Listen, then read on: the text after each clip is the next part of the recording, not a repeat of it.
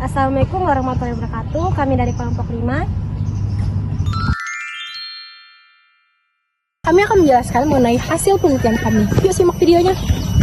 Indonesia merupakan negara berkembang dengan jumlah penduduk dengan sekitar 281 jiwa pada tahun 2024. Jumlah penduduk yang besar merupakan potensi sekaligus tantangan dalam pembangunan sumber daya manusia. Untuk meningkatkan kualitas sumber daya manusia, terdapat dua aspek, yaitu pendidikan dan kesehatan. Pendidikan memiliki peran dalam meningkatkan pengetahuan, keterampilan, dan kompetensi masyarakat. Sementara itu, kesehatan berperan dalam menjaga kemampuan fisik dan mental seseorang agar dapat bekerja secara optimal.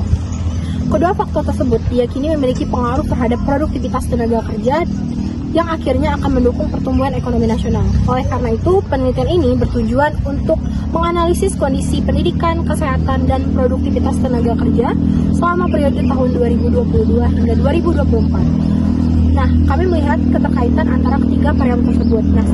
Dalam penelitian ini, kondisi pendidikan diukur menggunakan indikator rata-rata lama sekolah atau RLS.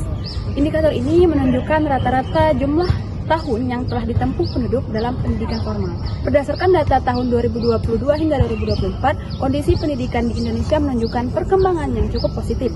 Hampir seluruh provinsi mengalami peningkatan RLS. Hal ini menunjukkan bahwa akses masyarakat terhadap pendidikan semakin baik dan semakin banyak penduduk yang mampu menyelesaikan pendidikan pada jenjang yang lebih tinggi. Pada tahun 2024, DKI Jakarta menjadi provinsi dengan RLS tertinggi yaitu sebesar 11,4 tahun. Selanjutnya terdapat Kepulauan Riau sebesar 10,5 tahun dan Maluku sebesar 10,2 tahun. Sebaliknya, beberapa provinsi masih memiliki RLS yang relatif rendah seperti Kalimantan Barat, Papua Barat, dan Nusa Tenggara Barat. Meskipun mengalami peningkatan, pendidikan di Indonesia masih menghadapi berbagai permasalahan.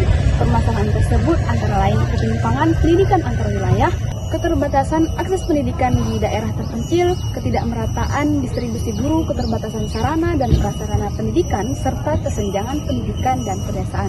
Kondisi tersebut menunjukkan bahwa peningkatan pendidikan belum sepenuhnya diikuti oleh pemerataan kualitas pendidikan di seluruh wilayah Indonesia. Kesehatan merupakan salah satu aspek penting dalam pembangunan sumber daya manusia karena berpengaruh terhadap kemampuan seseorang dalam menjalankan aktivitas produktif. Dalam penelitian ini, tingkat kesehatan diukur menggunakan indikator UHH, umur harapan hidup. Nah, semakin tinggi nilai UHH, maka semakin baik kondisi kesehatan masyarakat. Berdasarkan data Badan Pusat Statistik, UHH Indonesia terus mengalami peningkatan selama periode penelitian. Pada tahun 2022, UHH Indonesia sebesar 71,85 per tahun dan meningkat menjadi 72,13 pada tahun 2023 dan mencapai 72,39 pada tahun 2024. Nah, peningkatan tersebut menunjukkan adanya perbaikan kualitas kesehatan masyarakat yang didukung oleh semakin luasnya akses terhadap pelayanan kesehatan serta meningkatnya kesadaran masyarakat terhadap pola hidup sehat. Namun demikian, masih terdapat kesenjangan kesehatan antar wilayah. Pada tahun 2024, daerah istimewa Yogyakarta memiliki nilai umur harapan hidup tertinggi yaitu 75,22 tahun. Sedangkan Sulawesi Barat memiliki nilai UHH terendah yaitu sebesar 66,27 tahun. Nah, selain itu, Indonesia masih menghadapi berbagai permasalahan kesehatan seperti ketimpangan layanan kesehatan terwilayah, keterbatasan tenaga kesehatan, dan kurangnya sarana dan prasarana kesehatan di beberapa daerah, serta kendala ekonomi masyarakat dalam mengakses pelayanan kesehatan. Produktivitas tenaga kerja merupakan kemampuan tenaga kerja dalam menghasilkan barang dan jasa secara efektif dan efisien. Nah, dalam penelitian ini, produktivitas tenaga kerja diukur menggunakan produk domestik regional bruto atau PDRB per kapita atas dasar harga konstan. Nah, indikator ini digunakan untuk menggambarkan kemampuan suatu daerah dalam menghasilkan output ekonomi real tanpa dipengaruhi oleh inflasi. Nah, hasil penelitian menunjukkan bahwa produktivitas tenaga kerja Indonesia mengalami peningkatan selama periode 2022 hingga 2024. Nah, kondisi ini terjadi seiring dengan pemulihan ekonomi pasca pandemi COVID-19 serta meningkatnya kualitas sumber daya manusia. Pada tahun 2024, DKI Jakarta mencatat nilai PDRB per kapita tertinggi yaitu sekitar 201.000. Nah, selain DKI Jakarta, Kalimantan Timur, Kalimantan Utara, dan Kepulauan Riau juga memiliki tingkat produktivitas yang tinggi.